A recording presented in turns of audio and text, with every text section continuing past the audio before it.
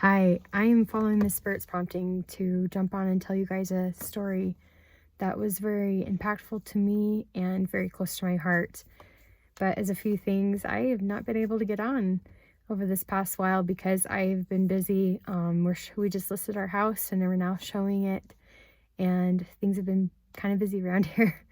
So I've missed talking, but I have an experience to share, and I hope that it will help anyone listening. And it's really shown me what God has in mind for me and for everyone else. So conference is wonderful, right? I hope you guys really enjoyed it. I know I had a spiritual feast, but for me, I enjoyed it, of course, but I was coming off a long week of getting the house prepared and having some showings on that Saturday after we listed on Thursday. And I just had myself at home and the kids over the weekend. My husband was working, and so I listened to conference the best I could, and I really enjoyed it. And I came to Sunday evening feeling very overwhelmed and just kind of depleted and not really having much time for myself. So I took a bike ride, and it was kind of cloudy and sometimes rainy and hailing. Sometimes it was just a crazy weekend of weather. I don't know if those that are listening in Utah know this or remember this, but the sun broke in the west and I decided to go that way. And as I was going that way, I felt like I should go down this pathway or this road that I have gone before. And I'll bring that back up later. But as I'm riding up this road, I just felt like, as I was talking to God, I really wanted to consecrate more of my life to Him, because this has been a time where it's been more selfishly minded, for good reason. These are times and seasons where we've had to focus more on ourselves to get this home ready. Haven't been able to do as many things with other people. There's been a lot of cleaning and just logistics. And by the time I get to the end of the day, I'm kind of flattened to my pillow and exhausted. So I had those desires. I know what it feels like to be able to be serving and doing other things, hopefully just whatever God would want me to do. That would just be a little bit different than what I'm doing now, though I am grateful to be able to move and go up to where we are, and that whole dream I'm being able to fulfill, to finally have some more land and have a forever home. But as I was riding up this hill, I said that prayer, and I'm still just kind of praying and thinking out loud, but I felt off. I also felt alone. I felt depleted because I was at home a lot for the weekend, having to show the house on my own and leave the house while the showings came. But because my husband was working, but all of a sudden I see up ahead this car that was on the side of the road. And as I'm getting closer, I turn around to look, and I finally pass the car, and I just thought it was just someone parking. But I turn and look real quick, and it's someone crying. But of course I did that quick double take, like, oh, they're crying. I need to stop and see how they're doing. And it was a boy that was 18 years old. He had graduated last year, so he's going through his first year of being an adult out of school life. And he's a handsome kid. He was tall and sweet and cute, but he was very, very upset and in a very bad spot. And he had just been scammed, I suppose. And so what I had seen in the passenger side of his car were a bunch of gift cards. And he opened the window, and I asked him, "Are you okay? What's the matter?" And he had told me he had just been scammed, and he's doing this through just gulps of breath. He's just crying and sobbing. He is so upset. And I guess he had just bought about $800 worth of gift cards and sent it to someone. He'd been scammed. I think it's along the lines, I'm not exactly sure, but he had mentioned later that he has dealt with online, as I don't want to say it because I know it kind of comes through online, blocking my content.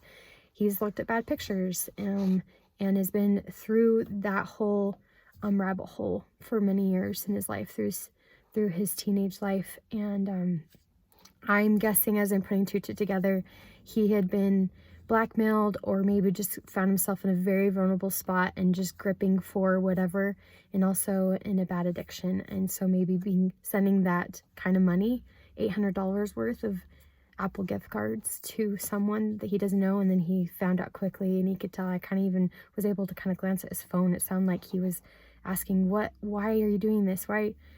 And but he's just at the steering wheel sobbing, and I'm just trying to sit there with him outside the window, just giving him love. And he was so easy to love, and he was in a really dark spot. And eventually I said, "You're not doing well. Come on out. Let me give you a hug. Let's talk. Let's get you better. Let's walk it out." So we even took a loop around this quarry that's over here. That's just like the entrance to a quarry. And he had told me he was in a really bad spot, and he decided just to go for a drive. And he was probably not in a great state of mind to be driving, and he suffers with suicide ideation, and he has depression, and he takes medicine for it. But he is, I think, in a really bad spot because he went to St. George with his family for 4 days, I think, for spring break, and he forgot his medicine. And probably in all these moments of weaknesses, he found himself looking at the bad pictures again. And amongst many other things, he says he also, his girlfriend and him separated a few months ago, and that's still been in his heart, and how hard it's been for him. But it was just so powerful to be there with him, and I had to just kind of come up with different ideas to get him calmed down. And here we are next to this really busy road. So okay, let's just look in the mountains. And I love that song, America the Beautiful, and every time I see our beautiful mountains turn purple, it reminds me of the song, Purple Mountains Majesty. Above the fruited plains, we are in a beautiful place. And I told him, just look at those purple mountains, let them calm you. And he's just still sobbing. And but I kept trying to tell him, you're safe, like, this is okay. You decided to pull over and be safe, and that money can be made. Of course, I did try not to say that too much, but it's a fact. It can be made. And so he just was so distraught, though, by it. And as we then took a loop around, he explained to me a little bit more about his addiction and what he tries to do. And he even told me he tries to go through and as he's gone to therapy, he goes through 4 different levels to help himself process urges.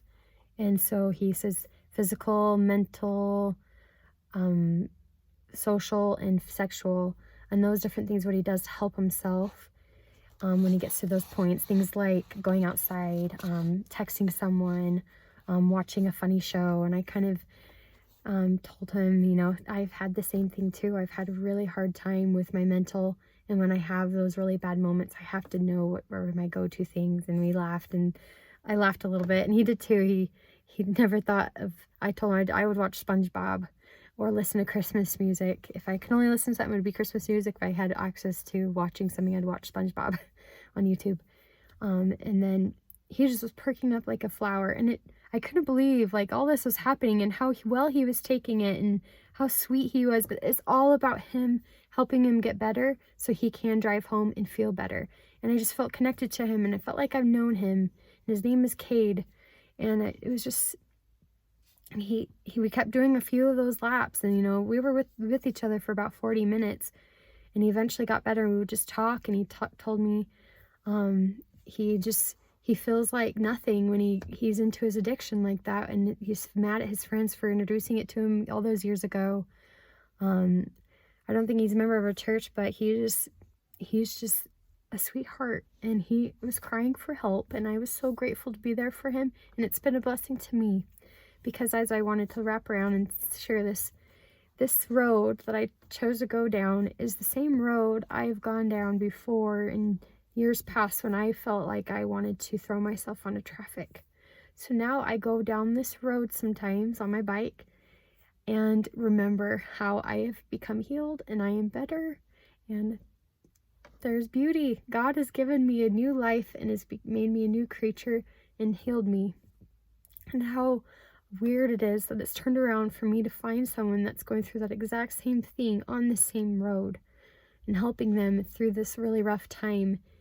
And And eventually he did say, I'm feeling better. I think I can make it home. And I got his number so I can just know he's going to be okay. And if he had support, tried to ask him.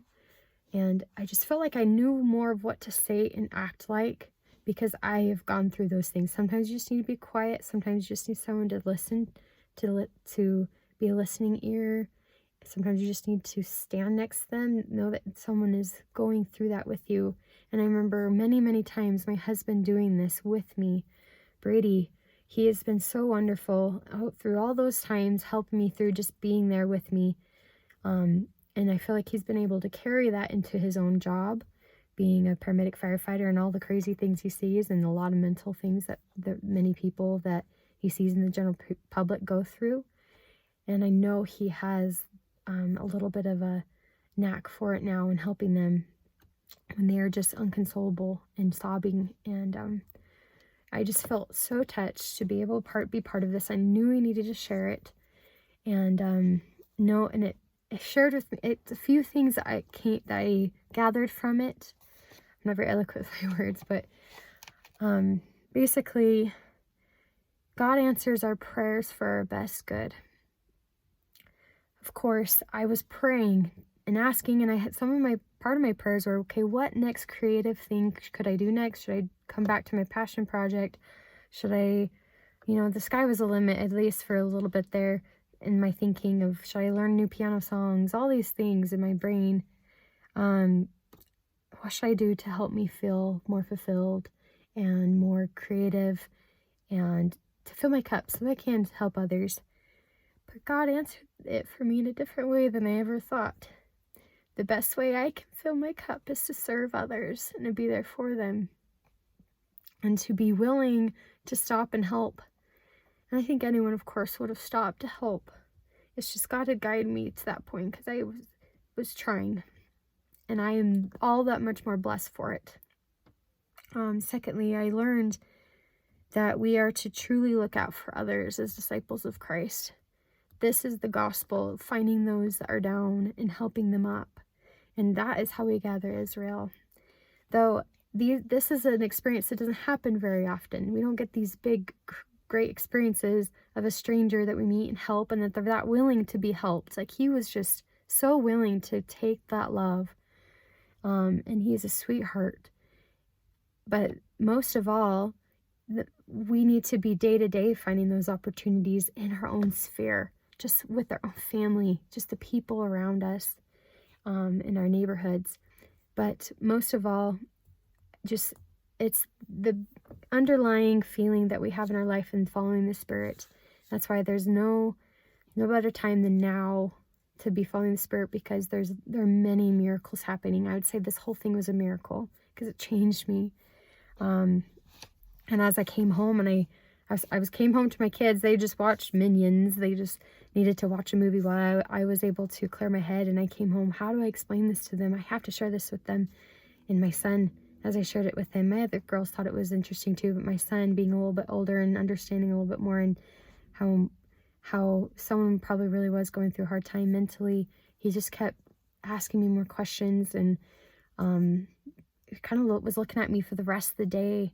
And I could tell he wants to do those same things. And he had some other ideas of how we can help people, and he mentioned it to me, and he's just a sweetheart. Kids want to do that same thing and be doing good things.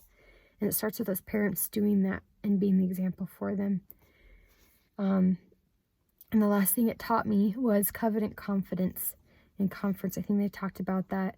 And I felt the most confident I had been in a while after that experience for a few days there. I was thinking about that and praying for him and loving him and knowing I was there to help, and that I was the more blessed for it, because I was so tired of thinking about myself. But that's part of our covenant, is to mourn with those and mourn, comfort those that are stand in need of comfort. And those experiences happen in those big or small ways. And I'm just so grateful to have had this experience. I want to share that with you guys. I hope that maybe, in a sense, as my husband and I talked about it, and I told him the experience, maybe there are parked cars that we don't realize need someone to talk to, and that they're going through a really rough time. They may be even going through their own Gethsemane in there. And that to not be afraid to stop and not have Satan get the better of us and realize we don't have time for that. But no, it's when you realize that we do have time to always help someone. And I just want to share that with you guys of how important this is to, right now more than ever, to really be looking out for Heavenly Father's children and to love them. And we will have confidence as we're keeping that covenant and we're really helping this work move along. And I texted him asking him that evening, Cade, how he was doing, and he said he was doing better, and they decided to make some cookies as a family, and he wasn't sure if he was going to tell them yet or not, and if at all. But that's, hopefully that all works out. But he has his own plan, and there's this whole plan God has for him, and I hope you guys will pray for him, and I can pray for him too, that we can look for any people that are like that are searching for love. And hope you guys are having a great day, and I will talk to you later.